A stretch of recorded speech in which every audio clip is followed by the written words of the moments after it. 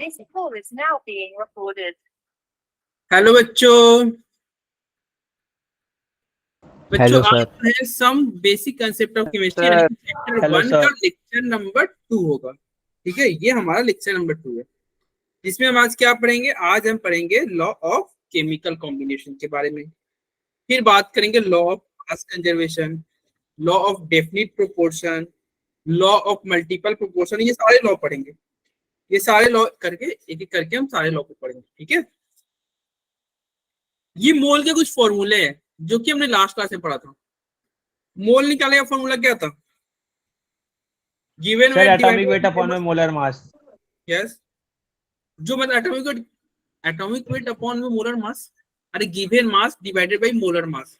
जो आपको क्वेश्चन में दिया रहेगा, जो आपको क्वेश्चन में मास दिया रहेगा उसको उसके मोलर मास से डिवाइड कर दो, या फिर जो गिवन वॉल्यूम हो उसको 22.4 से डिवाइड कर दो। ठीक है, कब? जब वॉल्यूम एसटीपी या एनटीपी पे बात करें।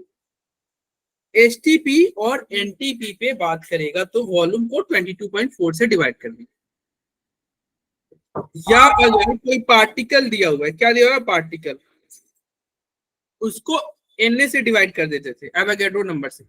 एटम दिया है तो एवोगैड्रो नंबर से डिवाइड कर दो।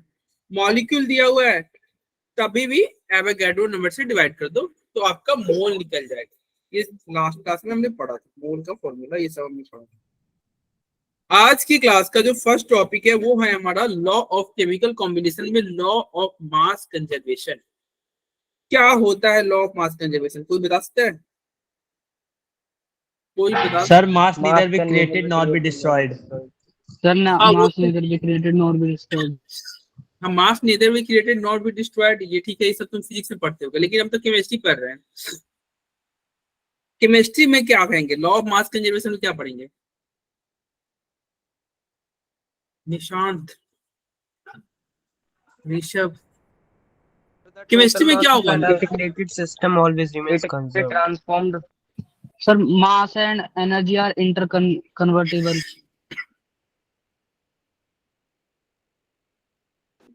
देखो, The total mass of reactant is equal to total mass of product. Yes Divansh, जो रिएक्टेंट का मास होगा वही उसके प्रोडक्ट का मास होगा यदि केमिकल रिएक्शन क्या हो? कंप्लीट हो। यदि कोई केमिकल रिएक्शन कंप्लीट हो जा रहा है, जैसे ए से क्या बना, ए से बी बन रहा है, तो ए अगर 100 ग्राम होगा ना तो बी भी 100 ग्राम ही होगा। मतलब ये जब रिएक्शन कंप्लीट हो जाए, यानी कि ए जब खत्म हो जाएगा तो बी कितना हो जाएगा? 100 ग्राम हो जाएगा। अरे ऑब्वियस सी बात है, अगर मान लो तुम 1 केजी क्या ले रहे हैं, 1 केजी चीनी लिए और इसमें ऐड कर रहे हो 1 लीटर वाटर, ये केजी ज्यादा हो गया, तो कम कर देते हैं। यूनिट भी सेम रख देते हैं, ऐसे करते हैं। मान लो तुम 100 ग्राम चीनी लिए और 1000 ग्राम वाटर लिए, और बताओ दोनों को मिलाओगे तो ऑब्वियस सी बात है कितना ग्राम होगा? सर 1100। हाँ 1100 ग्राम हो जाएगा। 1100 ग्राम, ये तो कॉमन सेंस के बाद। तो यही कहता है लॉ ऑफ मास कंजर्वेशन में, क्या बोलेगा कि जो रिएक्टेंट का मास होगा वही प्रोडक्ट का मास होगा जब रिएक्शन पूरी तरह से कंप्लीट हो जाए। जब रिएक्शन आपका पूरी तरह से कंप्लीट होगा तो जो रिएक्टेंट का मास होगा, रिएक्टेंट का मास कितना भैया? 100 ग्राम, 1000 ग्राम, 1100 ग्राम। प्रोडक्ट का मास भी कितना है? 1100 ग्राम। यानी कि जो रिएक्टेंट का मास होगा वही प्रोडक्ट का मास होगा अगर रिएक्शन पूरा कंप्लीट हो जाए। लेकिन मान लो कुछ ऐसा सीन रहता कि चीनी बहुत ज्यादा है, चीनी आपका 1000 ग्राम है और पानी कम है 100 ग्राम, और ये मेरा यहाँ पे मैं जूस बना रहा हूँ, चीनी पानी का शरबत बना रहा हूँ। तो ऑब्वियस सी बात है, अगर मान लीजिए चीनी ज्यादा है पानी कम है तो क्या पूरा चीनी डिजोल्व हो जाएगा? No sir. पूरा चीनी डिजोल्व नहीं होगा, कम नो सर। कम डिजोल्व हुआ। तो सपोज करो ये चीनी डिजोल्व हो गया कितना, 100 ग्राम चीनी डिजोल्व हो गया, 100 ग्राम ये डिजोल्व हो गया। तो बताओ 100 ग्राम चीनी डिजोल्व हो गया और 100 ग्राम पानी में डिजोल्व हुआ है। इट मीन तुम्हारा जो जूस बना वो 200 ग्राम जूस बना कि नहीं? Yes, sir. Yes, sir. Juice आपका 200 ग्राम बना, लेकिन आपने रिएक्टेंट तो कितना लिया था? रिएक्टेंट तो 1100 ग्राम लिया था। रिएक्टेंट तो 1100 ग्राम लिया था। तो यहाँ पे जो रिएक्टेंट का मास है वो तो प्रोडक्ट के बराबर नहीं हुआ।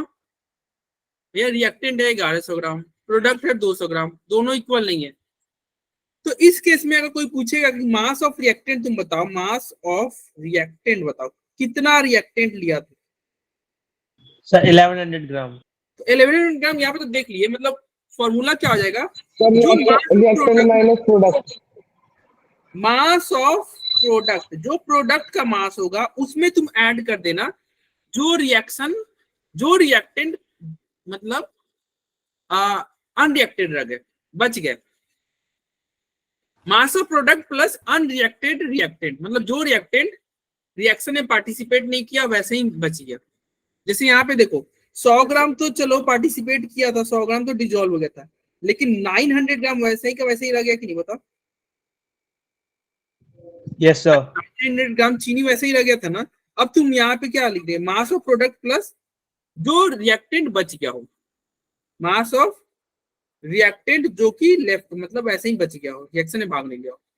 तो प्रोडक्ट यहाँ पे कितना है? प्रोडक्ट है 200 ग्राम, प्रोडक्ट है 200 ग्राम, और रिएक्टेंट जो बच गया है, रिएक्टेंट कितना बचा है? रिएक्टेंट बच गया 900 ग्राम। लो 900 ग्राम, दोनों को ऐड करोगे 1100 हो गया कि नहीं? वैसे भी हम रिएक्टेंट 1100 ही लिए थे। Yes, sir. हुआ कि नहीं?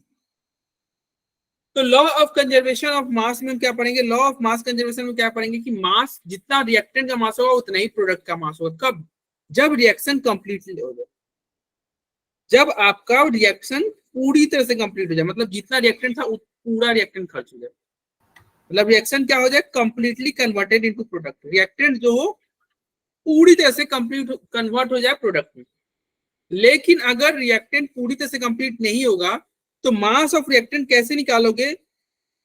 प्रोडक्ट का मास लिखना और उसमें ऐड कर देना जिसका मास अनरिएक्टेड रिएक्टेंट, मतलब जो रिएक्टेंट रिएक्शन में पार्टिसिपेट नहीं किया नहीं हुआ। हाँ, ऐड कर दो, तुम्हारा आंसर आ जाएगा। ठीक है? अरे ठीक है भाई। Yes sir.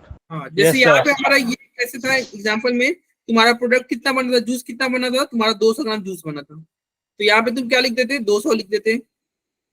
और कितना तुम्हारा चीनी वैसे ही बच गया था, 900 ग्राम चीनी आपका वैसे ही बच गया था।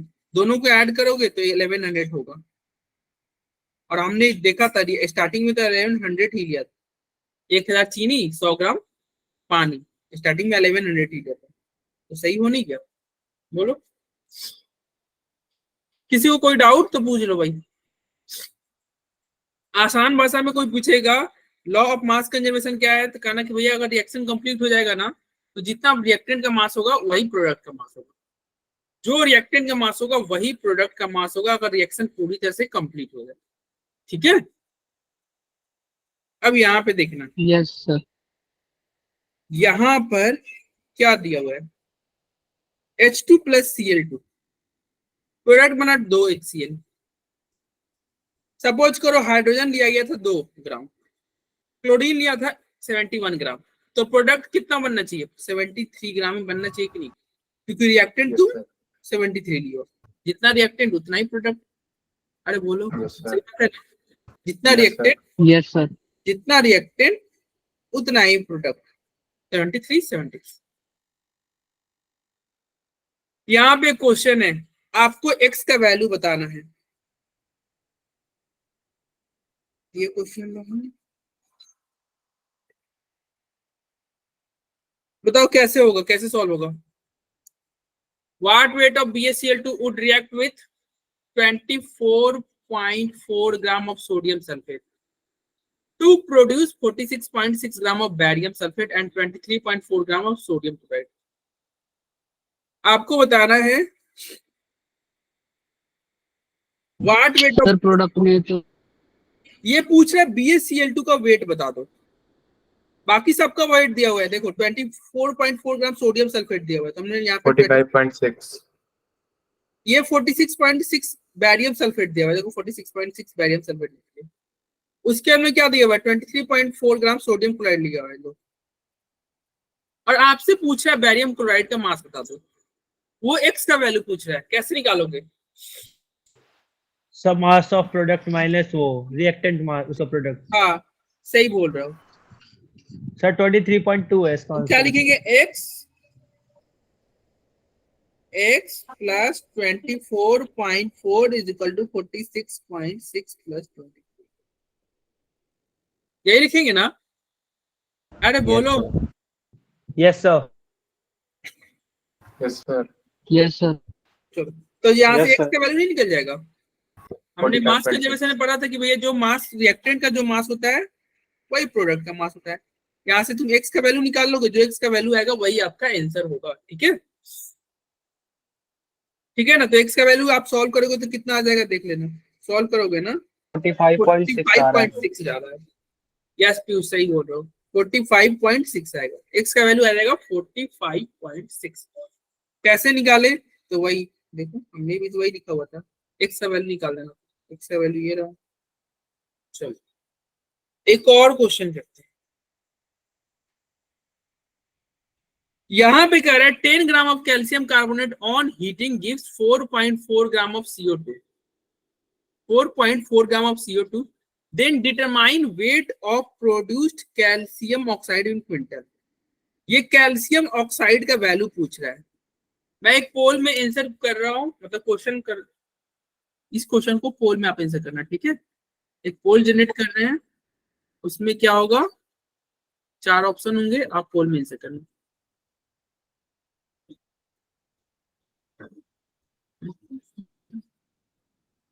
और ध्यान से सॉल्व करो, क्वेश्चन बहुत आसान है, बस क्वेश्चन को ध्यान से पढ़ना। ये आपके सामने पोल जाएगा,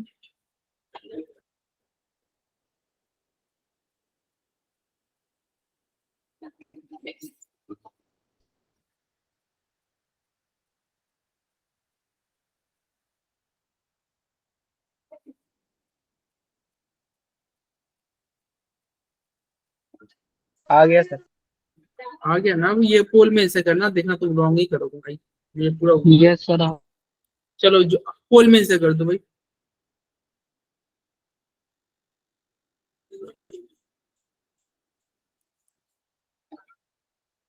अभी तक किसी के सही नहीं है, जितने बच्चों ने पोल में आंसर किया सब के रॉन्ग, सभी के रॉन्ग।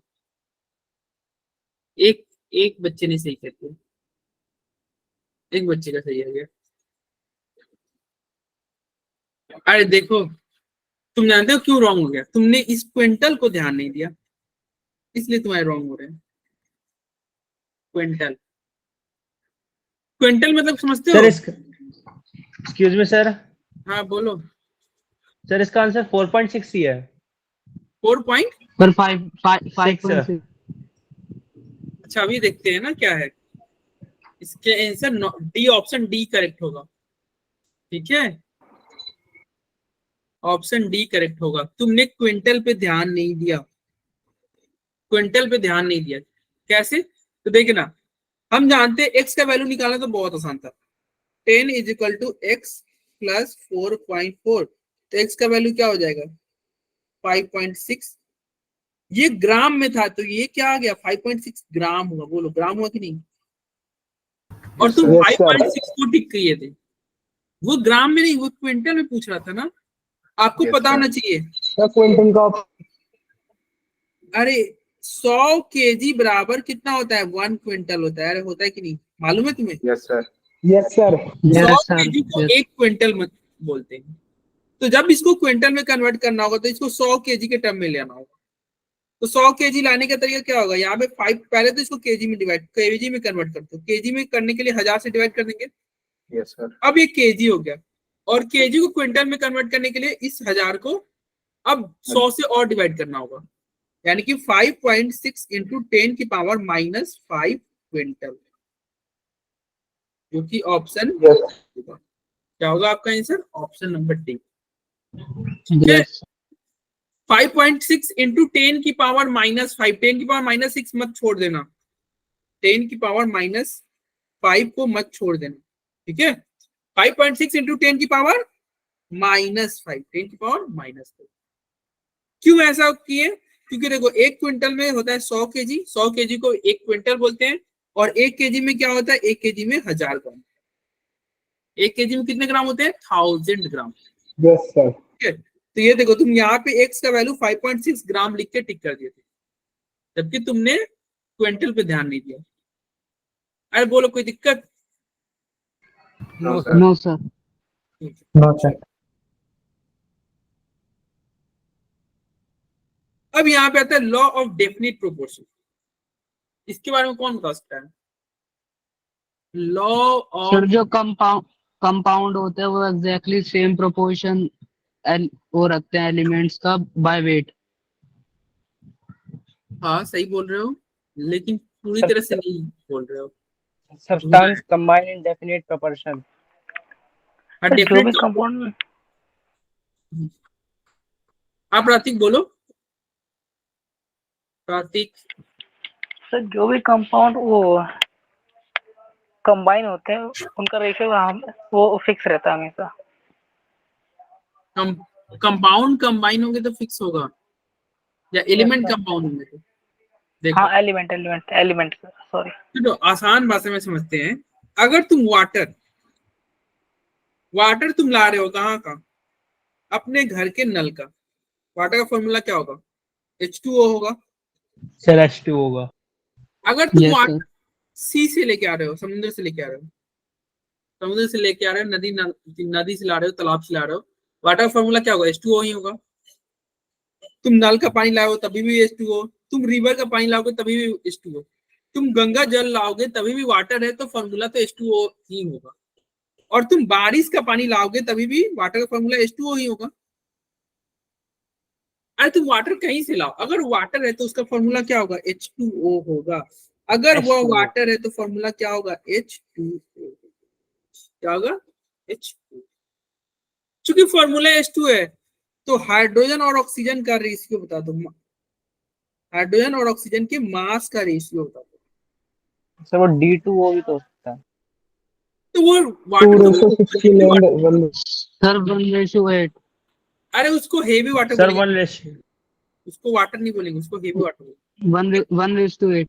हाँ देखो यहाँ पे 2 हाइड्रोजन है ना, वाटर में क्या होता है? 2 हाइड्रोजन है, तो 1 हाइड्रोजन का मास, 2 हाइड्रोजन का मास कितना होगा? 2, और ऑक्सीजन का मास होगा 16। अगर रेशियो लोगे तो 16 कटेगा 1:8। अब ये 1:8 क्या है? फिक्स है। अगर वाटर तुम चाहे किसी भी सोर्स से लाओ, चाहे तुम किसी भी सोर्स से लाओ, अगर वाटर लेके आए हो तो हाइड्रोजन और ऑक्सीजन के मास का रेशियो फिक्स होगा, वो होगा 1:8। क्या होगा? 1:8। आप कहीं से लाओ उसके मास का रेशियो फिक्स होगा, मास का रेशियो फिक्स होगा। तो देखो यही लिखा है, according to this law a compound can obtain from different source. एक कंपाउंड को तुम चाहे किसी भी सोर्स से लाओ, लेकिन अगर वो कंपाउंड है तो उसके मास का रेशियो हमेशा सेम रहेगा। जैसे वाटर तुम किसी भी सोर्स से लेके आए, कौन कौन सोर्स था? ये गंगा का पानी था, गंगा का पानी लाए थे, नल का पानी लाए थे, समुद्र का पानी लाए थे, गटर का पानी लाए थे, बारिश का पानी लाए थे। अगर तुम पानी लेके आ रहे हो तो फॉर्मूला सेम होगा, चूंकि फॉर्मूला सेम होगा तो उसके मास का रेशियो भी आपका सेम हो जाएगा। सेम होगा, मास का रेशियो क्या होगा? Yes, same. sir. ठीक है, सेम राइट। ओके।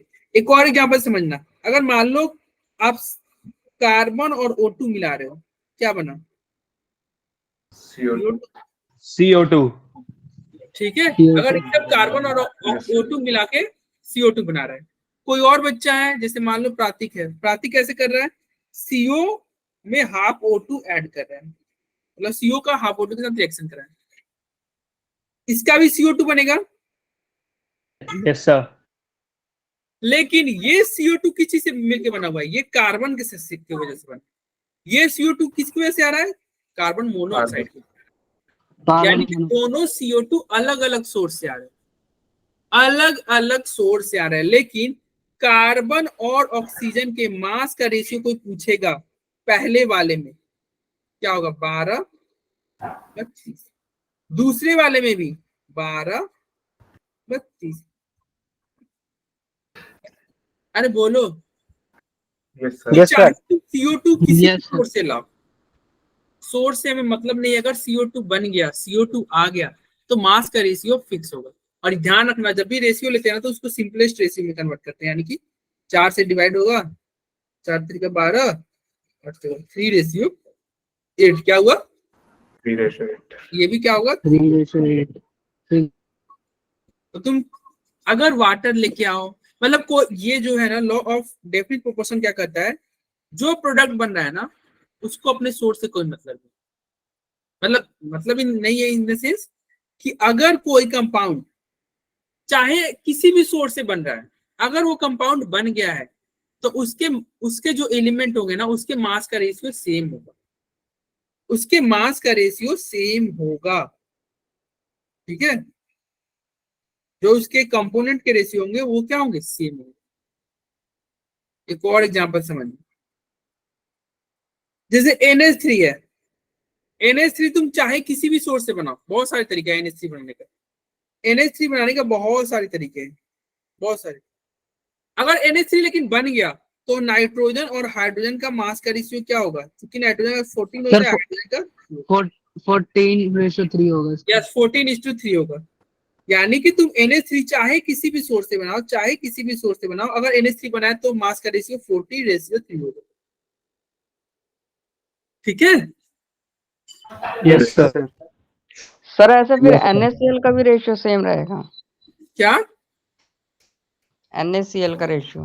अरे NaCl भी अगर तुम किसी बहुत सारे मेथड से बना रहे हो तब,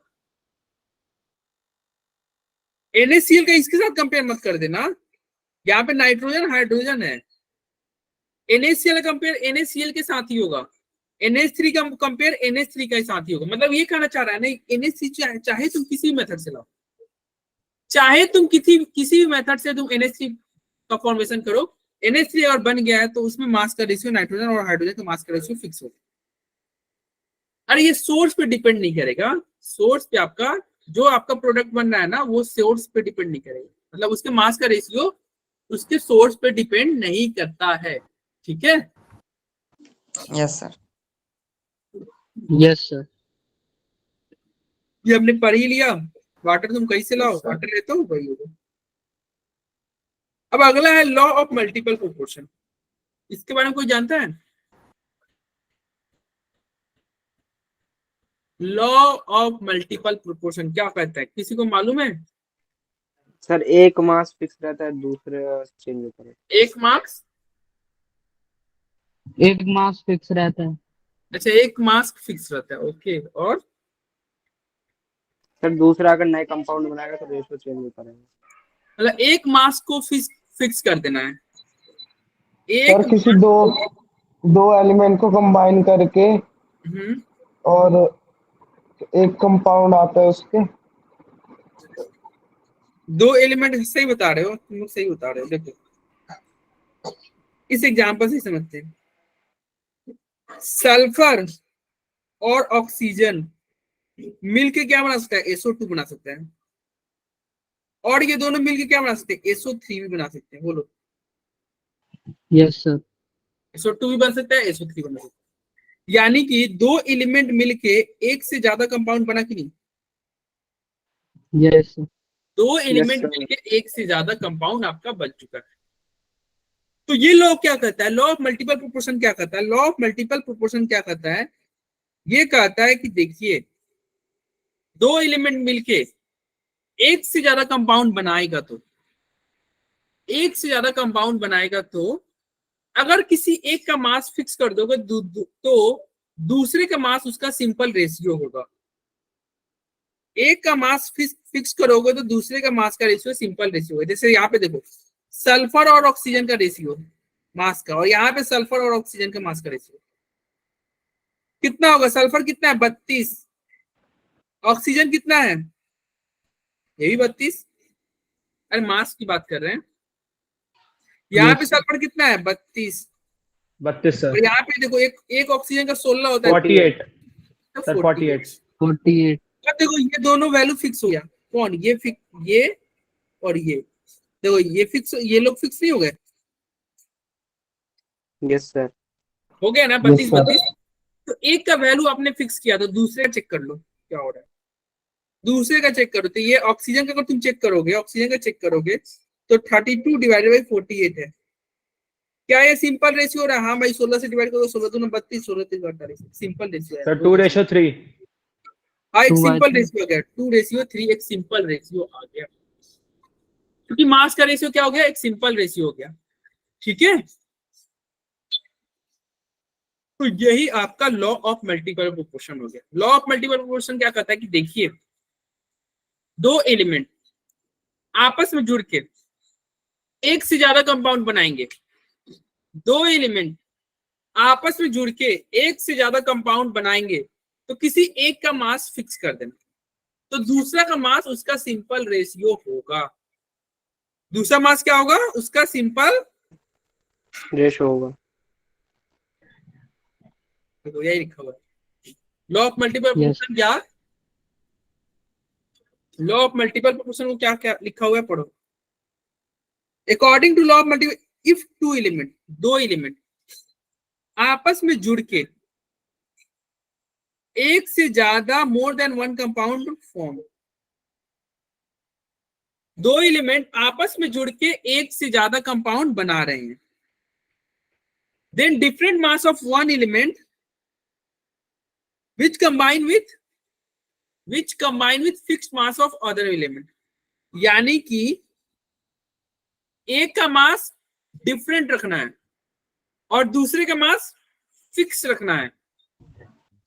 तो क्या होगा? जिसका मास चेंज होगा वो एक सिंपल रेशियो में चेंज होगा, वह एक सिंपल रेशियो में चेंज होगा। एक और एग्जांपल समझना, जैसे देखना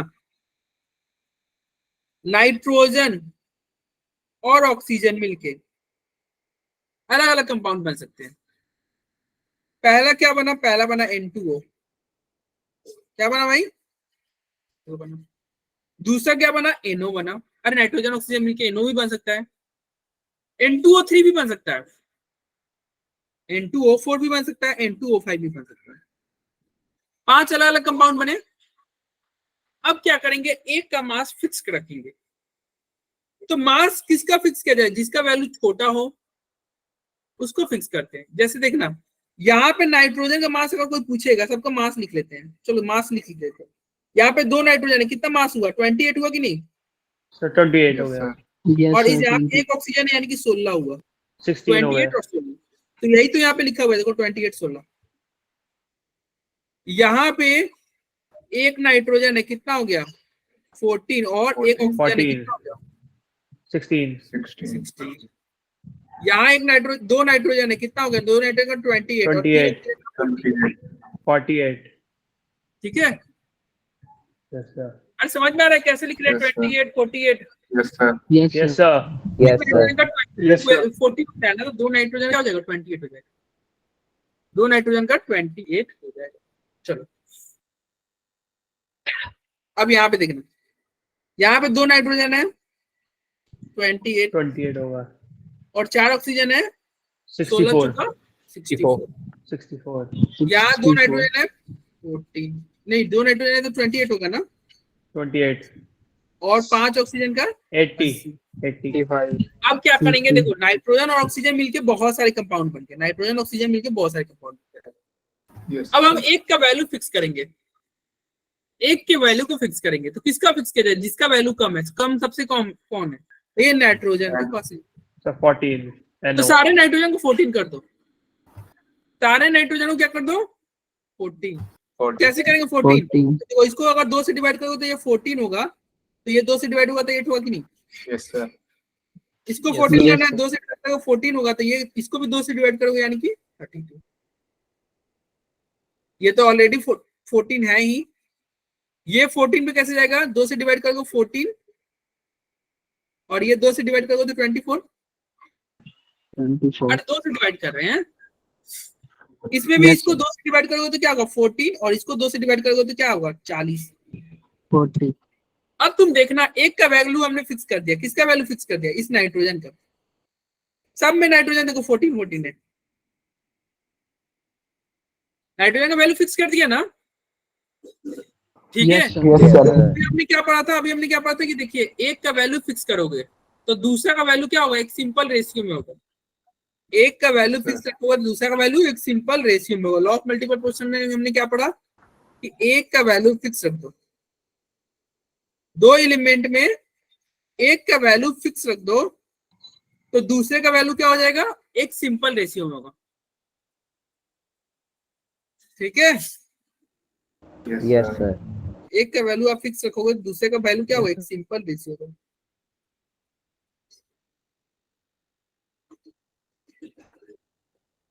चलो, तो क्या यहाँ पे इस एग्जांपल में ये फॉलो हो रहा था? देखना, हमने सबका वैल्यू 14 14 कर दिया नाइट्रोजन का, तो ऑक्सीजन का कोई पूछेगा, ऑक्सीजन का तुम बताओ भाई मास का रेशियो। पहले में ऑक्सीजन कितना है? 8 है। 8 है सर। दूसरे में कितना है? 16 है। तीसरे में कितना है? 24 है। 24। चौथे में कितना है? 32 है। 32। पांचवे में कितना है? 40 है। 40। क्या ये सिंपल रेशियो है? तो अभी हम चेक कर लेंगे क्या ये सिंपल रेशियो यस है। सर। 8 से सब 8 से डिवाइड हो जाएगा, यानी कि 8 से इसको डिवाइड करोगे तो क्या होगा? 1 2 2 3 4 5। और ये किसका रेशियो है? ऑक्सीजन का रेशियो है। तो जो आपका क्या हुआ, एक का मास आपने फिक्स किया तो दूसरे का मास क्या हो रहा है? एक सिंपल रेशियो आ रहा है। एक का मास आपने फिक्स रखा तो दूसरे का क्या आ रहा है? एक सिंपल रेशियो आ रहा है ना? Yes, sir. Yes, sir.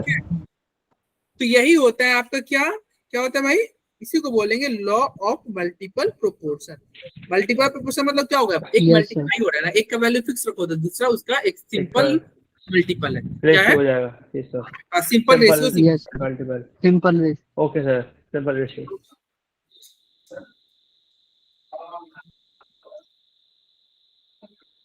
देखो वही यहाँ पे लिखा हुआ है, कितना रेशियो है? 1 2 3 4 5। कितना रेशियो आया? 1 2 3 4 5, ठीक है। अब यहाँ पे एक क्वेश्चन होगा, इसको करना भाई।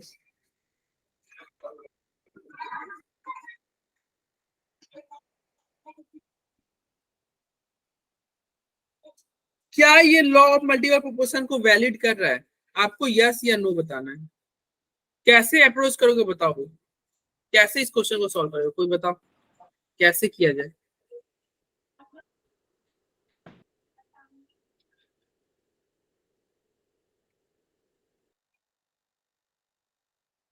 पहले लॉ ऑफ मल्टीपल प्रोपोर्शन में पढ़ा क्या बताओ? सर एक मास फिक्स होता है, एक ही रेशियो फिक्स रहेगी, फिक्स होती है, और दूसरा उसका सिंपल रेशियो होता है। एक का सिंपल। रेशियो फिक्स रखना है, लेकिन यहाँ पे तो फिक्स का कुछ दिया ही नहीं है जुगाड़। यहाँ पे कैसे फिक्स रखेंगे? Yes sir. Yes sir. तो देखो में हाँ बोलो, बताओ सही बता रहे हो, जो भी बोल रहे हो वो तो सही। सर 5.93% को हाइड्रोजन के डिवाइड कर देंगे, वाटर के मास से डिवाइड कर देंगे, उससे वेट आ जाएगा। देखो सबसे आसान तरीका होता है ना फिक्स करने का, जो छोटा होगा ना उसको 1 कर दो। अरे किसी भी नंबर को अगर फिक्स करना है ना तो उसको 1 पे ले जाकर फिक्स करो। नहीं समझे क्या बोले? अगर मान लो 5 नंबर रहता, एक रहता 1.67, एक रहता 2.3, एक रहता 4.2, ऐसे रहता। फिर दूसरा सेट रहता, दूसरा सेट क्या रहता? 1.92, 1.2, 1.7, ऐसे कुछ रहता। तो फिक्स सबको करने के डिवाइड लिए कर देंगे। नहीं फिक्स करने के लिए ना जो सबसे छोटा होगा ना उसको उसी से डिवाइड कर दो ताकि वो 1 आ जाए। ये सबसे छोटा है, इसको इसी से डिवाइड करो तो ये 1 आ जाएगा। तो और बाकी जो बचेंगे ना उसको भी इसी से डिवाइड कर देना, वो 1 नहीं है, कुछ और आएगा। सेकंड वाला जो सीरीज आएगा इसे भी जो सबसे छोटा होगा उसको उसी से डिवाइड कर दो। सर ये एम्पिरिकल सबको उसी से डिवाइड कर दो, सेम सेम। यहाँ पे भी इसको 1.67 से 1.67 से ऐसे डिवाइड कर दो।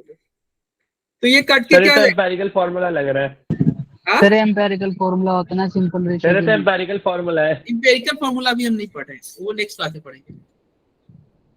मतलब जो सबसे, हाँ उसमें भी ऐसा कुछ करते हैं, ठीक है। ऐसा उसमें भी करेंगे। जो सबसे छोटा वाला होगा ना उसको उसी से डिवाइड कर देना और उसको फिक्स मान लेना। जैसे यहाँ पे देखना क्या है, hydrogen peroxide and water. Hydrogen peroxide मतलब समझते हो, H2O2। Yes sir, H2O2। और वाटर मतलब हो गया H2O। यस अब ये हाइड्रोजन पेरोक्साइड है और ये वाटर है, कंटेन इतना परसेंट एंड इतना परसेंट ऑफ हाइड्रोजन, यानी कि ये हाइड्रोजन का परसेंटेज दिया हुआ है। पहले वाला क्या है एग्जांपल, पहले वाला H2O2, दूसरा क्या है H2O है। इसमें रेशियो किसका, हाइड्रोजन ऑक्सीजन का दिया हुआ है, इसमें भी हाइड्रोजन ऑक्सीजन का। कैसे दिया हुआ है तो देखो, हाइड्रोजन पहले वाले केस में कितना है 5.93, लो 5.93 लिखते हैं। तो ऑक्सीजन बताओ कितना होगा, हाइड्रोजन 5.93 है तो ऑक्सीजन कितना होगा, देखो बताओ। अरे 100 में से माइनस नहीं करोगे 5.93 को। अगर हाइड्रोजन 5.93 है तो ऑक्सीजन 94.07 हो जाएगा, हो जाएगा ना। अरे 100 से माइनस कर दिए, कैसे किए हो, यस सर। कैसे है 100 माइनस यस सर। 5.93। सेकेंड वाले केस में हाइड्रोजन कितना है 11.2 है, 11.2% है। तो ऑक्सीजन कैसे निकालोगे, ऑक्सीजन 100 माइनस 11.2 कर दोगे। अरे बोलो। Yes sir. तो ये ऑक्सीजन का रेशियो आ गया, क्या इसका आ गया, ऑक्सीजन का, ऑक्सीजन और हाइड्रोजन का रेशियो। अब क्या करोगे, अगले स्टेप में क्या करोगे, जो छोटा होगा ना उसको उसी से डिवाइड कर देना। इन दोनों में 5.93 बताओ छोटा है कि नहीं। Yes sir. Yes sir. Yes sir. तो हमने दोनों को 5.93 से डिवाइड किया। और इसमें छोटा कौन है, सेकंड वाले में छोटा कौन है सर 11.2। 11.2। 11.2, तो उसको उसी से डिवाइड कर दिया। यस अब ये डिवाइड करोगे तो तुम्हारा क्या आएगा, ये कट के 1 आ गया सर। एक और ये आ मार्क्स जाएगा फिक्स हो गया। 15.36 और ये 1 आ गया, ये आ गया 7.92। बताइए ये 1 और ये 1 फिक्स हो गया कि नहीं। Yes sir. यानी कि हाइड्रोजन को हमने फिक्स किया। हमने क्या किया, यस सर। हाइड्रोजन को फिक्स किया। तो fix कर दिया। ऑक्सीजन का रेशियो देखो, ऑक्सीजन का अगर रेशियो कोई पूछेगा, ऑक्सीजन का रेशियो पूछेगा तो कैसे निकालोगे, 15 सर 15.86 अपॉन में 7.92। ये कट के तुम्हारा क्या आ जाएगा, लगभग 2 आएगा, 2 भागा 1। एक सिंपल रेशियो आ गया कि नहीं। Yes sir. सिंपल रेशियो आ गया, क्योंकि ये सिंपल Yes, रेशियो sir. आ गया तो क्या हो गया, ये लॉ ऑफ मल्टीपल प्रोपोर्शन पे वैलिड है, लॉ ऑफ मल्टीपल प्रोपोर्शन पे वैलिड है। किसी को नहीं समझ में आया तो बोलो, किसी को नहीं समझ में आया तो बताओ भाई।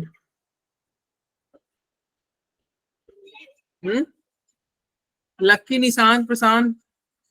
सर मेरे को नहीं आया, एक बार और बता दो क्वेश्चन। सर समझ आ गया। सर आ गया समझ। लॉ ऑफ मल्टीपल प्रोपोर्शन करने के लिए क्या करना है ना, जो सबसे छोटा होगा ना उसको सर 1 ये वाला क्वेश्चन, क्या, ये वाला क्वेश्चन एक बार और बता दो। ये वाला एक बार और बताना ना, इसके एक बार और बताएंगे लेकिन एक और क्वेश्चन के थ्रू। कोई नया क्वेश्चन आते हैं और उसमें सीखते हैं और फिर इस पे आएंगे। सेम ऐसा ही क्वेश्चन है, देखना ये रहा। और इसमें ट्राई करेंगे सीखने का, अगर नहीं सीख पाए तो फिर हम फिर से दोबारा बता देंगे, ठीक है। देखो क्या कर रहा है, कह रहा है कार्बन कंबाइन कर रहा है हाइड्रोजन के साथ, कार्बन और हाइड्रोजन मिल रहा है, हाइड्रोजन और क्या क्या बन रहा है, पी बना, कार्बन हाइड्रोजन मिलके पी बना, और क्या बना, क्यू बन रहा है, और क्या बना, आर बन रहा है। कार्बन और हाइड्रोजन मिलके 3 अलग अलग कंपाउंड बने पी क्यू आर। क्योंकि कार्बन हाइड्रोजन मिल रहा है तो ऑब्वियस सी बात है प्रोडक्ट में क्या होगा, केवल और केवल कार्बन और हाइड्रोजन ही होगा, कोई और तो होगा नहीं। Yes sir. जो लोग है वही तो बनेगा ना। तो कार्बन हाइड्रोजन का ये रेशियो दिया है, the percentage of hydrogen in PQR। कह रहा है PQR में हाइड्रोजन का परसेंटेज दिया हुआ है कितना, पहले P में है 25%, लो P में हमने 25% लिख दिया, 25 हाइड्रोजन। Q में हाइड्रोजन है 14.3, लो Q में हाइड्रोजन 14.3 लिख दिया। R में हाइड्रोजन है 7.7, लो R में हाइड्रोजन 7.7 लिख दिया। कार्बन के बारे में कुछ नहीं दिया हुआ है तो ऑब्वियस सी बात है, ये तुम्हारा 25 है तो कार्बन कितना होगा, 75 होगा कि नहीं। अरे 100 माइनस 25 किए हैं परसेंटेज पे बात आ गया ना। Yes. सिमिलरली ये तुम्हारा 14.3 है, तो कार्बन कितना होगा? 100 में से 14.3 माइनस करोगे तो यानी कि 85.7। अरे 85.7 होगा, बोलो। Yes, sir. Yes sir. Yes, sir. और ये 7.7 है, तो 100 में से माइनस करोगे तो 92.3 हो जाएगा। Yes, sir. अब अगला मेथड क्या होगा? अगला स्टेप क्या होगा? जो सर, सबसे जो- छोटा हो उसको वन जो से सबसे वन छोटी है गुना। उससे वन उस से डिवाइड हो सबसे जाएगा। छोटे से डिवाइड। तो डिवाइड कर देना छोटा। दिवांशु अब समझना, दिवांश अब समझना, जो सबसे छोटा होगा उसको उसी से डिवाइड कर दो। सबसे छोटा क्या है? 25 है, 25 से ही डिवाइड करोगे तो क्या होगा? 1 आ जाएगा। और इसको टू भी 25 से डिवाइड Yes. करोगे, इसको, इसमें छोटा कौन है? 14.3 है। क्या है? 14.3। 14.3 चाहिए, ठीक है। ओके चलो, यहां पे तुम्हारा क्या है? जो सबसे छोटा है उसी से डिवाइड कर दो। 7.7 से डिवाइड कर दी जाए। Yes sir. Yes, sir. 7.7 से डिवाइड कर दीजिए। अब सबसे छोटा से डिवाइड किए हो, देखो ये 1 आएगा, ये बताओ, ये 1 आ गया और इसको 75 को 3 से डिवाइड करोगे, बताओ 3 आएगा। 75 को 25 से डिवाइड करोगे 3 आएगा कि नहीं? यस सर 3 आएगा। ये तुम्हारा 6 आएगा कि नहीं? Yes, और sir. ये तुम्हारा 12 आएगा कि नहीं? बताओ भाई। 12 आएगा सर। Yes sir. अरे डिवाइड किया गया, इसको डिवाइड करोगे 12 आ जाएगा, इसको डिवाइड करोगे ना तो अप्रोक्स 6 आ जाएगा, ये तो तुम्हारा 3 आएगा। यस सर 12 अब बताओ, ये सब 1 है, यानी कि सब पे सब फिक्स होगा कि नहीं? हाइड्रोजन तीनों में Yes, फिक्स हो गया sir. कि नहीं? Yes, sir. यस सर हो गया। हाइड्रोजन फिक्स हो गया। और जो हाइड्रोजन की तुम्हारा यस कार्बन का जो रेशियो है, बताओ कार्बन का रेशियो है कितना? पहले में 3 है, पहले में 3 कार्बन है का सर। रेशियो क्या है? सिमिलर आ गया। 3। पहले में 3 है, दूसरे में दूसरे 6 में है और 6, तीसरे में 12 है। फिर 12 है। तो तीनों 3 के टेबल से कट जाएंगे। हाँ, तीनों किससे कट जाएंगे? 3 के टेबल 3 से। के टेबल। यानी कि ये 1 आया, ये 2 आया, ये 2 और ये 4. ये 4 आया। 1 रेशियो 2 4। ठीक है, 1 to 4। क्या ये सिंपल रेशियो है? बताओ, yes sir. Yes sir. Simple ratio है ना? Yes sir. ये एक सिंपल Yes, sir. रेशियो है, ठीक है। क्योंकि ये क्या हो गया भैया?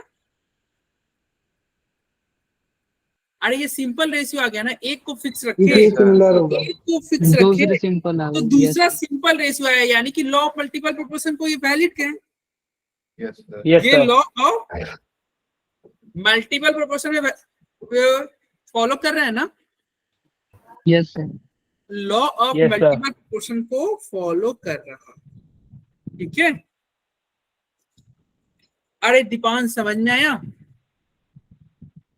यस सर आ गया। वही हमने पिछले क्वेश्चन में किया था। देखो पिछले क्वेश्चन में क्या किया था, यहाँ पे फिर से समझ लेना।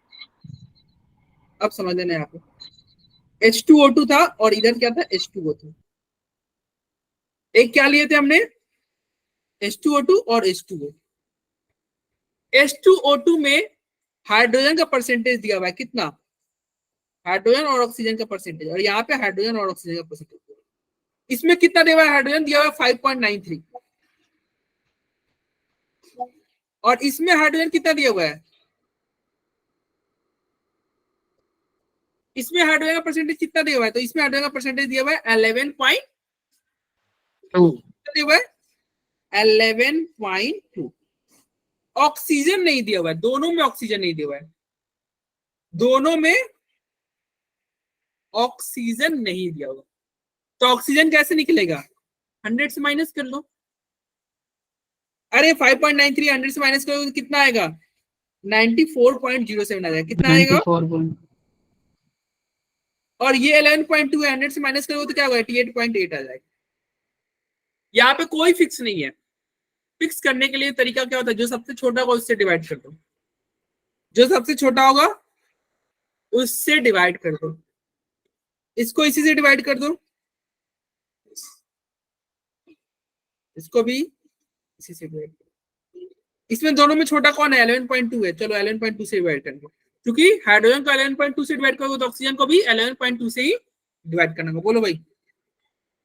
अब ये कट के कितना आ जाएगा? ये कट के 1 आएगा। 1 रेशियो, ये कितना आया था? 1 रेशियो 15.86 आया था, 15.86। और ये कट के कितना आएगा? 1 रेशियो, ये कट के कितना आया था? 7.92। अब ये हो गया आपका वैल्यू फिक्स। 1 क्या हो गया? फिक्स हो गया। तो ये दोनों कट के क्या होगा बताओ?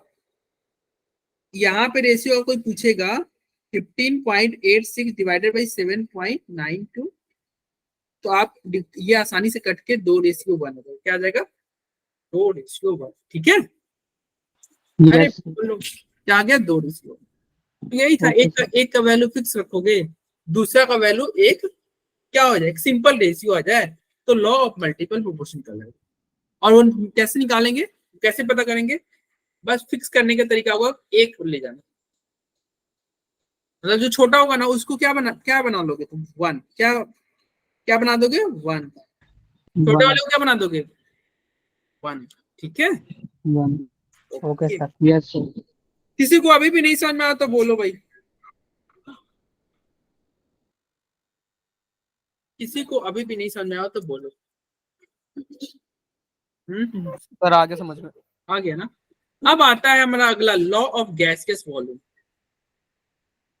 लॉ ऑफ गैसियस वॉल्यूम, ये लॉ पढ़ने से पहले ना एक छोटा सा हम बात समझते हैं।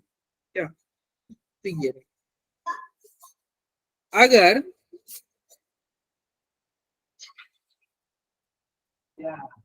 ऐसे दिया हुआ है a प्लस बी, यहाँ पे 2 दिया हुआ है, यहाँ पे 4 दिया हुआ है, तो ये 2 4 का मतलब समझे? a 1 मोल लोगे और सर, b 2 मोल है। 2 मोल लोगे सर तो 2 C मोल बनेगा। लेना पड़ेगा। C बनेगा Yes. 4 मोल। इसके आगे कुछ भी नहीं लिखा हुआ है, तो यानी कि 1 मोल। a 1 मोल लोगे, b 2 मोल लोगे, तो C कितना मोल बनेगा? 4 मोल। 4 मोल। कितना मोल बनेगा भैया? 4 मोल। एक और एग्जांपल देखने सर मान लो 2p कन्वर्ट हो रहा है 9d में। इसका मतलब समझे? p 2 मोल लोगे तो प्रोडक्ट d कितना बोल रहा है? 9 मोल बन रहा है। हाँ बोलो, किसको कोई डाउट है? सर एक बार वापस समझा दो। अरे इसके आगे जो लिखा रहता है ना वो उसके मोल को बताता है। इसके आगे कुछ नहीं लिखा हुआ है यानी कि 1 मोल। इसके आगे 2 लिखा है यानी कि 2 मोल। इसके आगे 4 लिखा है मतलब 4 मोल। ओके इसके सर। आगे 2 लिखा हुआ है तो 2 मोल। इसके आगे 9 लिखा हुआ है तो 9 मोल। मतलब Okay, बैलेंस रिएक्शन में ना जो उसके आगे लिखा रहता है वो उसके मोल को बताता है। किसको बताता है? उसके मोल। Okay sir. ठीक है। Okay sir. Yes sir. Okay sir. और एक और इक्वेशन होता है, क्या होता है? पीवी बराबर एनआरटी। को किसी को पता है ये? Yes sir. Yes sir. नहीं पढ़ोगे तो हम लोग पढ़ेंगे आगे। जब हम थर्मोडायनेमिक्स पढ़ेंगे ना तो ये इक्वेशन फिर से आएगा। स्टेट ऑफ मैटर का है। हाँ स्टेट ऑफ मैटर में था, लेकिन स्टेट ऑफ मैटर अब डिलीट हो गया। सर ये सर, तो JEE से ये प्रोसेस ये है।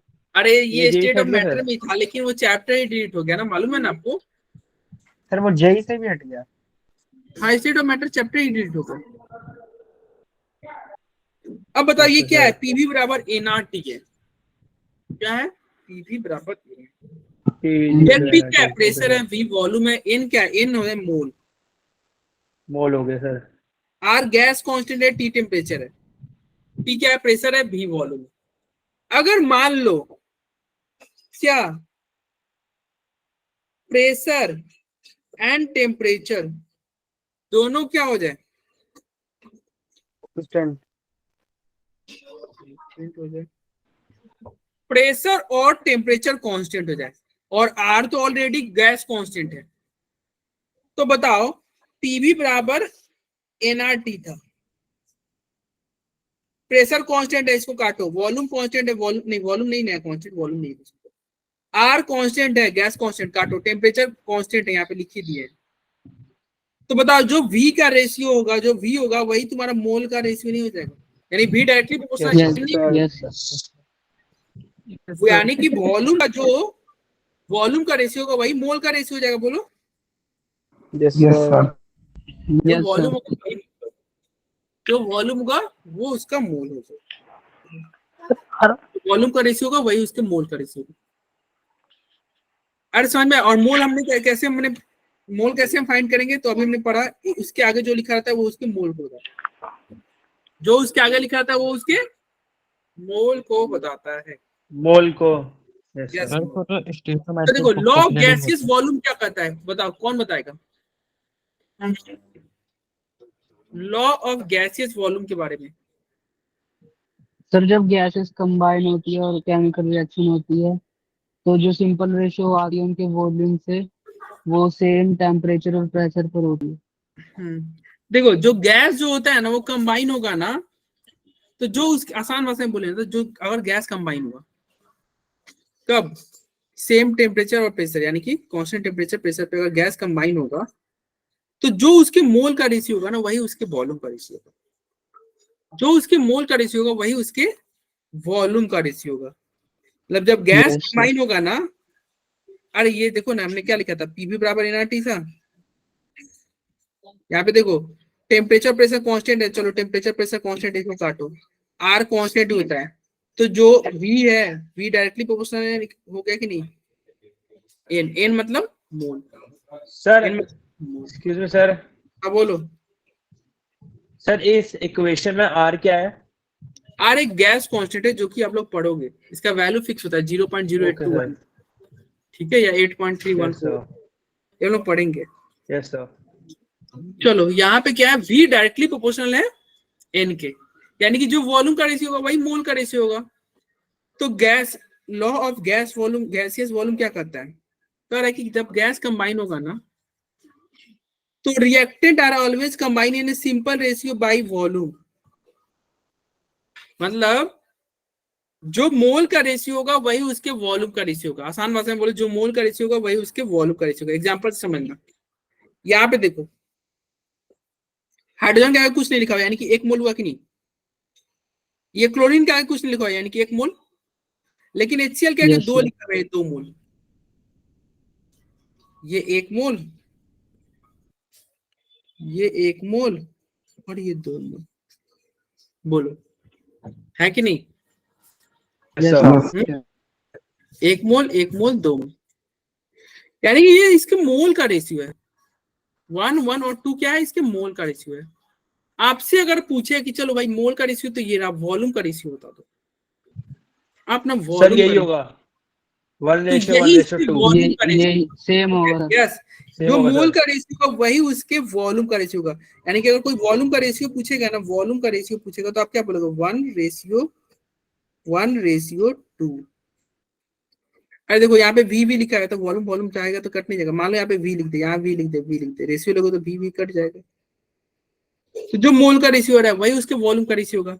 तो क्या हो गया, ये तुम्हारा क्या हो गया, law of gaseous volume.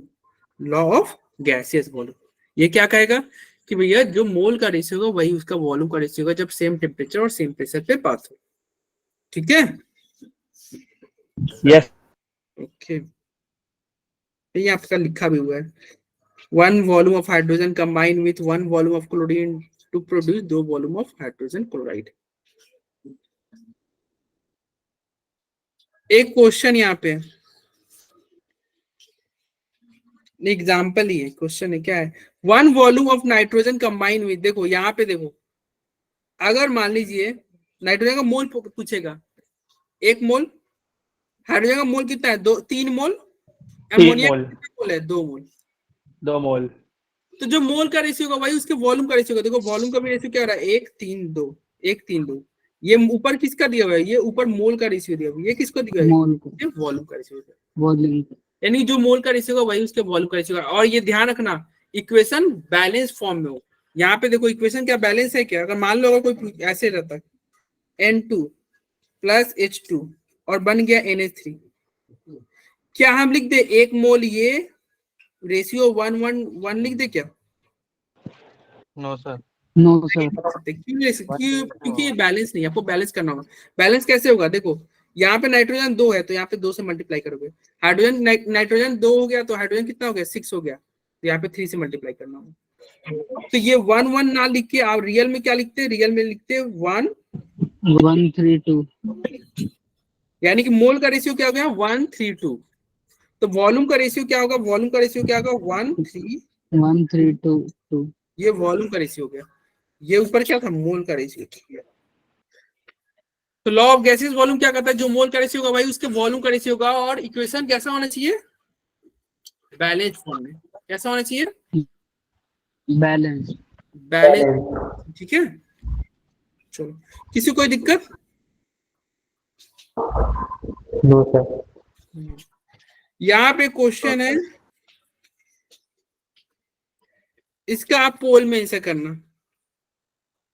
For the gaseous reaction H2Cl2 दो HCl, आपको बताना है यदि 40 ml hydrogen chloride, hydrogen completely react with chlorine, then find out the required volume of chlorine and volume of produced HCl।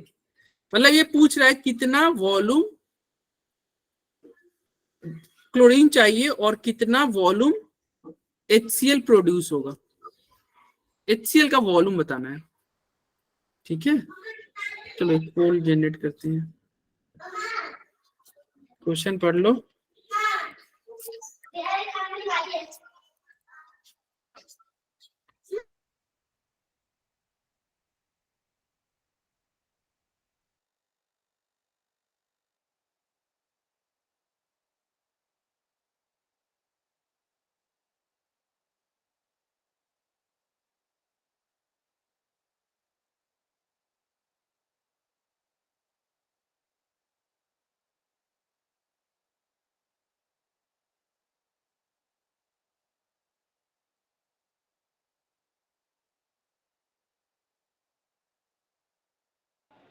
Sir 40 ml ही होना चाहिए। एक pole generate हुआ है, आपको बताना है। देखो इसमें दो पूछ रहा है, find out the required volume of chlorine, chlorine का वॉल्यूम बताना है और HCl वॉल्यूम, HCl का कितना वॉल्यूम प्रोड्यूस हो रहा है, आपको दोनों बताना है। क्लोरीन का वॉल्यूम भी बताना है और HCl का वॉल्यूम भी बताना है। इसलिए दो ऑप्शन है, मतलब ऑप्शन में आपके कॉमा करके है। ठीक है, तो सबसे पहले क्लोरीन का वॉल्यूम बताओ और फिर आप HCl का वॉल्यूम बताओ रेस्पेक्टिवली। क्लोरीन और HCl का वॉल्यूम बताओ। ठीक है, तो इधर देखना कैसे करेंगे क्वेश्चन। आसान तरीका वही जो अभी हमने किया था। सबसे पहले तो इसका रिएक्शन को लिख लो। क्या है H2Cl2, क्या बना HCl बना। ये बैलेंस नहीं, आपको सबसे पहले बैलेंस करना होगा। बैलेंस कैसे करोगे, क्लोरीन 2 है, यहाँ पे हाइड्रोजन 2 है, 2 लिखोगे, लो बैलेंस हो गया ना। अरे बैलेंस हो गया, yes sir. Yes sir. Yes sir. Balance हो गया। अब ये क्वेश्चन में क्या दिया हुआ है, H2 40 ml दिया हुआ है। H2 कितना दिया हुआ है 40 ml। क्वेश्चन में दिया हुआ है कि भैया H2 जो है 40 ml है। For the gaseous reaction H2 if 40 ml of hydrogen completely react. अब बताओ यदि ये 1 ml रहता तो ये कितना, ये भी 1 ml रहता और ये 2 ml बनता कि नहीं, बोलो। अरे Yes, sir. वॉल्यूम का यस सर। जो मोल का रेशियो होगा, देखो मोल का रेशियो कितना है 1 1 2, तो जो मोल का रेशियो होगा वही उसके वॉल्यूम का रेशियो होगा। तो 1 ml 1 ml 2 ml, लेकिन ये 1 ml नहीं है, कितना ml है, ये 40 ml है। 40 ml। तो ये भी 40 ml चाहिए यस सर। और ये कितना चाहिए, देखो इसमें 40 से 80 मल्टीप्लाई ml। कर रहे हो ना, 80। इसमें 40 से मल्टीप्लाई कर रहे हो तो इसमें भी 40 से मल्टीप्लाई करना होगा, यानी कि 80 80 ml। तो ऑप्शन नंबर ए सही होगा, 40, 80। क्या होगा, 40 ml और 80 ml। 80। Cl2 कितना है आपका, Cl2 आपको कितना चाहिए 40 ml चाहिए। HCl कितना चाहिए आपको 80 ml चाहिए। 80 ml। चलो अब यहाँ पे नेक्स्ट क्वेश्चन करने से पहले एक और हम कंसेप्ट सीखेंगे। थोड़ा सा कंसेप्ट है, आसान है। आपके पास चीनी है, चीनी कितना है 100 ग्राम, और पानी है 1000 लीटर।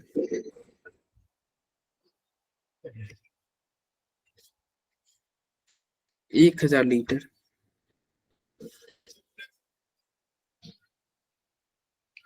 अब बताओ, चीनी 100 ग्राम है और पानी 1000 लीटर है, ठीक है।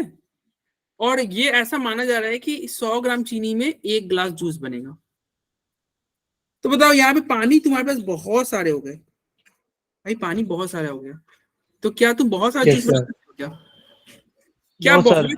नहीं बन सकता ना, बहुत सारा जूस नहीं बन सकता। क्यों?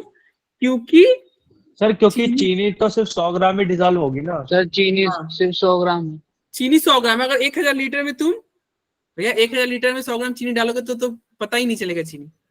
यानी कि जूस Yes, को sir. Control Sir. कौन कर रहा है? चीनी। यहाँ पे कंट्रोल कौन, डिसाइड कौन चीनी। कर रहा है? चीनी। चीनी। चलो अब सेकंड केस लेते हैं। इस बार चीनी क्या है? 1000 kg, लेकिन पानी क्या है? 1 गिलास। बताओ कितना जूस बन जाएगा? जूस कितना बनेगा? सर डिजॉल्व सर इस बार तो कुछ भी नहीं, नहीं हुआ। कितना बनेगा जूस? सर एक तो ही कुछ गिलास बनेगा ना? सर 1 गिलास ही बनेगा सर। कुछ 1 चीनी गिलास बच जाएगा। अरे चीनी बच जाएगा, चीनी मतलब बच सारा जाए- चीनी यूज नहीं होगा, बच बहुत सारे जाएगी। चीनी बच जाएंगे, लेकिन जूस तो 1 गिलास ही बनेगा ना। यानी कि इस बार कंट्रोल कौन कर रहा है? ये पानी कंट्रोल कर रहा है ना रिएक्शन को। पानी। Yes. D for decide. D for क्या हो गया? डिसाइड। यहाँ पे पानी डिसाइड कर रहा है, ऊपर वाले में चीनी डिसाइड कर रहा था। इस यहां से तुम क्या देख रहे हो? जो कम है वही रिएक्शन को डिसाइड करता है, जो कम होता है ना वही रिएक्शन को डिसाइड करता है कि प्रोडक्ट कितना बनेगा। ज्यादा वाले का कोई इज्जत नहीं है। अरे बोलो। Yes, Yes, sir. sir. ये जो कम है ना, इसी को हम बोलते हैं लिमिटिंग रीजेंट। लिमिटिंग रीजेंट बोलेंगे जो कम रहेगा। ये यहाँ पे कम है तो इस क्या हो गया? ये लिमिटिंग रीजेंट है। ये यहाँ पे कम है तो ये लिमिटिंग रीजेंट है। और लिमिटिंग रीजेंट ही आपके प्रोडक्ट को डिसाइड करेगा। जो आपका लिमिटिंग रीजेंट होगा वही आपके प्रोडक्ट को डिसाइड करेगा, ठीक है। ज्यादा से हमें कोई मतलब नहीं। Yes, जैसे देख रहे हो ना, यहाँ पे चीनी तुम बहुत सारा ले लो, 1000 kg की जगह पे 10,000 kg ले लो, पानी 1 गिलास है तो जूस 1 गिलास ही बनेगा। यहाँ पे पानी तुम 1 टैंकर ले लो, चीनी कम है तो जूस कम ही बनेगा, ठीक है। Yes sir. तो यहाँ पे क्वेश्चन है, क्वेश्चन क्या दिया हुआ है? H2Cl2 HCl बन रहा है। H2 कितना लिया हुआ है? 20 ml। Cl2 कितना लिया हुआ है? 30 ml। और आपसे पूछ रहा है HCl बता दो कितना HCl बनेगा। फिर से रिएक्शन लिखते हैं। H2 प्लस Cl2 2HCl बने। H2 दिया हुआ है क्वेश्चन में 20 ml है। Cl2 क्वेश्चन में कितना दिया हुआ है? Cl2 30 ml दिया हुआ है। H2 20 ml, Cl2 30 ml। तो इसके नीचे 30 ml लिख देंगे। और आपसे HCl पूछ रहा है, HCl कितना बनेगा बताओ, कितना बनेगा HCl? प्रातिक का कहना है 20 ml। यस प्रातिक, हाँ भाई 20 ml बनेगा, सही बोल रहे हो, 20 ml बनेगा। क्यों? क्योंकि देखो अगर ये एक रहता, अगर यह एक रहता तो ये भी एक चाहिए था और ये 2। अरे 1:1:2 का बन रहा था ना रेशियो, लेकिन ये एक नहीं, ये 20 है। तो ये और ये क्या है? ये 30 है। अभी हमने बोला था ना कि जो कम होगा वही डिसाइड करेगा। तो डिसाइड कौन करेगा? ये कम वाला। Yes, तो sir. डिसाइड कम वाला करेगा, यानी कि ये 20 लोगे तो ये भी आपको 30 खर्च नहीं होगा, ये आपको खर्च कितना होगा? ये भी 20 ही खर्च होगा। और प्रोडक्ट बनेगा कितना? 20 गुना 2 गुना 20 यानी कि 40। अरे क्या हो गया? H2 कितना आप लोगे? अगर H2 20 ml लोगे तो Cl2 भी आपको 20 ml चाहिए, और HCl कितना बन जाएगा आपका? 40 ml बन जाएगा। 40 ml बन जाएगा। अब बात आता है कि सर यहाँ पे ये तो 20 नहीं, ये 30 ml था। तो ठीक है, ये 30 ml था तो क्या हो गया? 10 ml आपका बच जाएगा। 10 ml क्या हो गया? आपको लेफ्ट बच जाएगा भाई, ठीक है भाई। 10 ml आपका बच जाएगा। क्यों बच गया? क्योंकि ये 30 ml था ना, 30 ml था, इसलिए ये 10 यस ml। सर। तो यही क्वेश्चन पूछा था कि बताओ HCl कितना ml बनेगा, HCl आपका कितना ml बनेगा, और HCl कितना ml बनेगा, और ये बोल रहा था कि भैया ये भी बता दो क्लोरीन कितना ml बच जाएगा। तो क्लोरीन कितना ml बचेगा बताओ? Sir 10। 10 ml, yes. 1 ml H2 react कर रहा है 1 ml Cl2 से, तो 2 ml HCl बना, हमें भी पता है। ये 20 ml रहता तो ये भी 20 ml खर्च होता, और ये 40 ml बनता है HCl। लेकिन ये 20 नहीं, ये क्या है, ये 20 नहीं, ये 30 है, 30 है। और 20 ml खर्च हो रहा है, तो ऑब्वियस सी बात है 10 ml बच नहीं जाएगा। Yes sir. जैसे हम अभी बना रहे थे जूस, तो भैया यहाँ पे 1000 kg था और 1 ग्लास ही पानी है, तो 100 ग्राम ही चीनी यूज होगा, बाकी चीनी तो ऐसे ही बच जाएगा। तो वही हो गया यहाँ पे, ठीक है, समझ में आया? Yes sir. Yes sir. चलो, सर यहाँ पे रिएक्टेंट उसके प्रोडक्ट के इक्वल नहीं होगा क्या सर? जैसे हमने ऊपर पढ़ा था law of conservation of mass में कि रिएक्टेंट प्रोडक्ट के इक्वल होगा, तो इसमें सर रिएक्टेंट प्रोडक्ट कब इक्वल होगा? जब क्या हो रहा था, जब रिएक्शन कंप्लीट हो रहा था। यहाँ पूरा कंप्लीट नहीं हो रहा है, रिएक्शन पूरा कंप्लीट नहीं हो रहा है, ठीक है, रिएक्शन पूरा कंप्लीट नहीं हो रहा है। तो हम अभी ज्वाइन करते थे,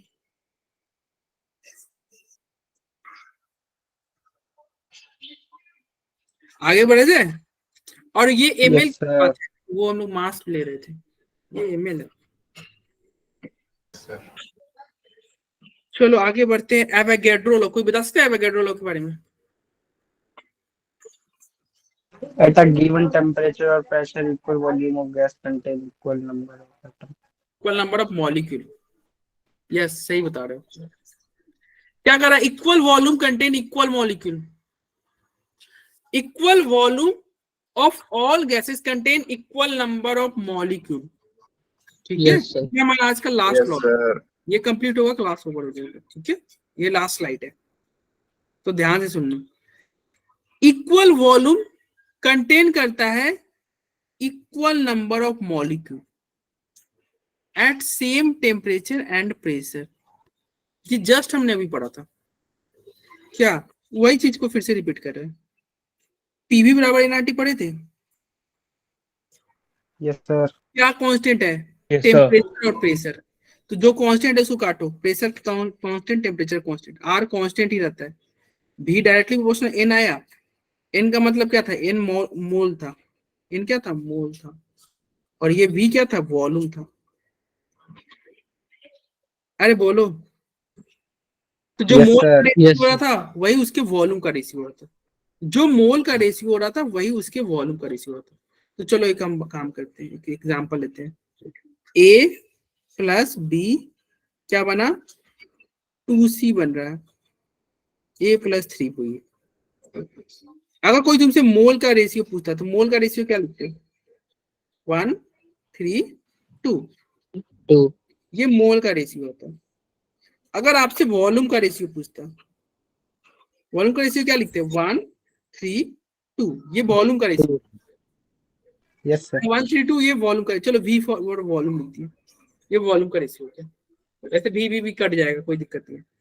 और लास्ट क्लास में आप पढ़े थे मोल से मॉलिक्यूल कन्वर्ट करने के लिए, क्या मोल से मॉलिक्यूल कैसे जाते थे? एवोगैड्रो नंबर से मल्टीप्लाई करते थे। Yes sir. Yes sir. Mole से मॉलिक्यूल कैसे कन्वर्ट होता था? एवोगैड्रो नंबर से मल्टीप्लाई कर दो। हमने पढ़ा था ना मॉलिक्यूल कैसे होगा, मॉलिक्यूल कैसे होगा? मोल में एवोगैड्रो नंबर से Na से मल्टीप्लाई कर दो। अब यहाँ पे अगर मॉलिक्यूल का कोई रेशियो पूछता, किसका पूछता? मॉलिक्यूल का। मॉलिक्यूल का रेशियो क्या हो जाएगा मतलब? मोल का रेशियो 1 3 2 है, तो मॉलिक्यूल का रेशियो क्या होगा? 1 Na 3 Na एवोगैड्रो नंबर से, और 2 Na। बोलो यही हुआ कि नहीं? और आपको ही पता है ये Na सब में है, एवोगैड्रो नंबर सब में है, तो कट जाएगा। तो 1 3 2 आया कि नहीं? Yes sir. इसका मतलब जो Yes, मोल sir. का Yes, रेशियो है वही उसका मॉलिक्यूल का रेशियो है, और ये भी से भी कट जाएगा। या फिर आप इसको ये भी कर सकते हैं, जो वॉल्यूम का रेशियो है वही उसके मॉलिक्यूल का रेशियो है। बोलो, yes sir, यस सर। जो वॉल्यूम का रेशियो है वही उसके मॉलिक्यूल का रेशियो है, जो वॉल्यूम का रेशियो है वही उसके मॉलिक्यूल का रेशियो है। मॉलिक्यूल का रेशियो। तो यही तो एवोगैड्रो लॉ है। क्या है कि भैया equal volume contain equal molecule, equal volume of all gases contain equal number of molecule, यानी कि जो वॉल्यूम का रेशियो होगा वही उसके मॉलिक्यूल का रेशियो होगा, जो वॉल्यूम का रेशियो होगा वही उसके मॉलिक्यूल का रेशियो होगा। वॉल्यूम का रेशियो देखो यहाँ पे क्या है, वॉल्यूम का देखो, मोल का रेशियो क्या है, पहले तो 1 1 2 हमने जस्ट पढ़ा था। वॉल्यूम का रेशियो क्या हो जाएगा, वॉल्यूम का रेशियो भी 1 1 2, और वॉल्यूम का रेशियो 1 1 2 है तो मॉलिक्यूल का रेशियो क्या होगा, मॉलिक्यूल का भी रेशियो 1 1 2 ही होगा। क्या होगा, 1 1 2।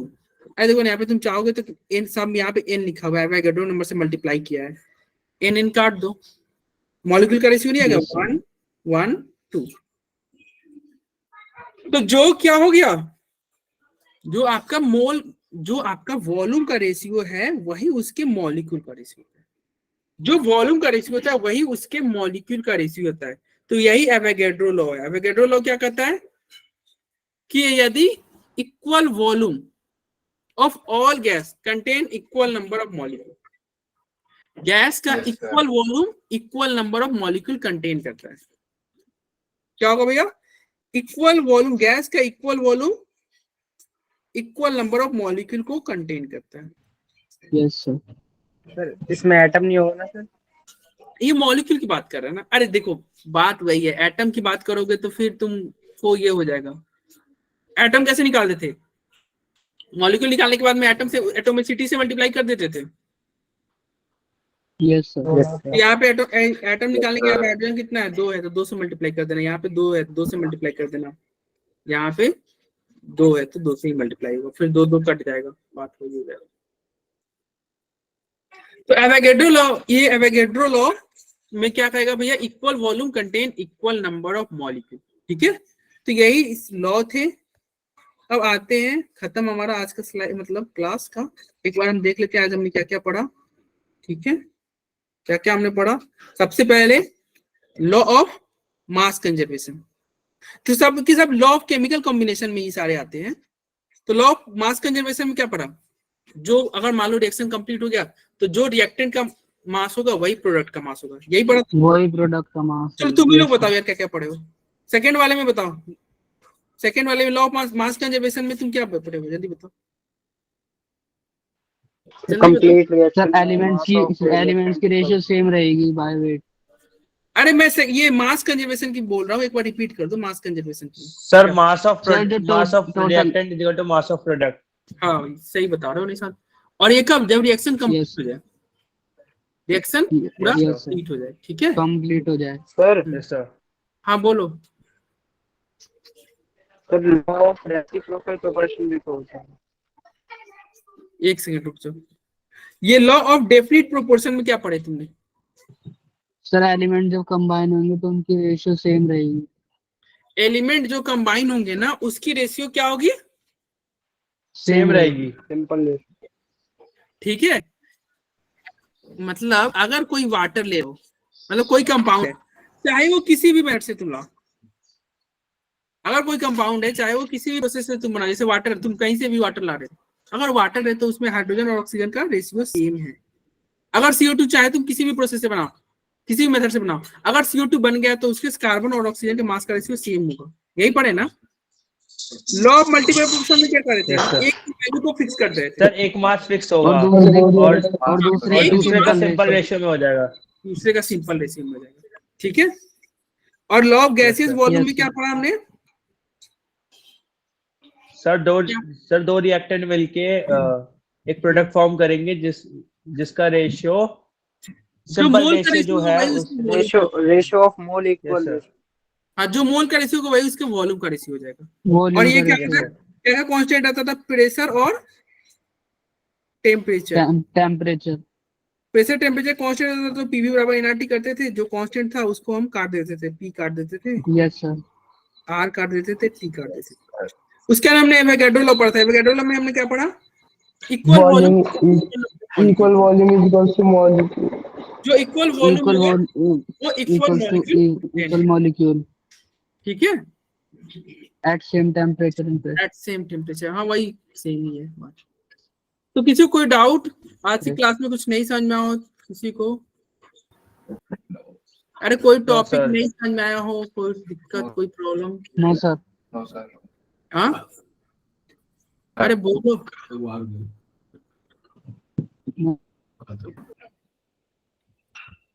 एक सेकेंड, किसी को कोई doubt? No, sir. No sir. तो ये मतलब बोल रहे थे ना कि सर ये कहाँ पे दिखेगा? रुक जा मैं भी दिखाता हूँ। Yes sir, DPP. Yes, sir. DPP वगैरह रुक जा मैं बताता हूँ कहाँ मिलेगा। Yes sir. एक सेकेंड रुक जा।